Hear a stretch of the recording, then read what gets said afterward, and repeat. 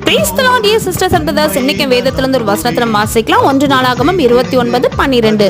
ஐஸ்வர்யமும் கனமும் உம்மாலே வருகிறது, தேவரீர் எல்லாவற்றையும் ஆளுகிறவர், உம்முடைய கரத்திலே சத்துவமும் வல்லமையும் உண்டு, எவரையும் மேன்மைப்படுத்தும் பலப்படுத்தும் உம்முடைய கரத்தினால் ஆகும். இந்த வசனம் பாத்தீங்கன்னா சங்கீதக்காரனாகிய தாவீதினால் சொல்லப்பட்ட வசனம் தான். நம்மளுடைய வாழ்க்கையில பல நேரங்கள்ல ஏதாவது ஒரு தேவையினூட நம்ம கடந்து செல்லும் பொழுது நம்மளுடைய சிந்தையில வர்றது என்னன்னா, இந்த சூழ்நிலையை இந்த தேவையை சந்திக்கக்கூடியவங்க யார் நம்மளை சுத்தி இருக்கிறாங்க, இந்த வல்லமையும் சத்துவமும் யார்கிட்ட இருக்கு அப்படின்னு நினைக்கிறோம்ல.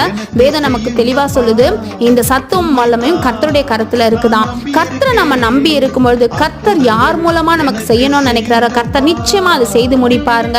இந்த நாள்ல கடந்து போற சூழ்நிலையை நினைச்சு பதறாதீங்க, பயப்படாதீங்க.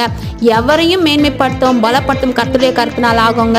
ஆடுகள் மேய்த்துட்டு இருந்த தாவீதை அரசனா மாற்றின தேவன் இந்த நாள்ல ஒருவேளை அற்பமான வாழ்க்கை வாழ நினைக்கிறீங்களா? கர்த்தர்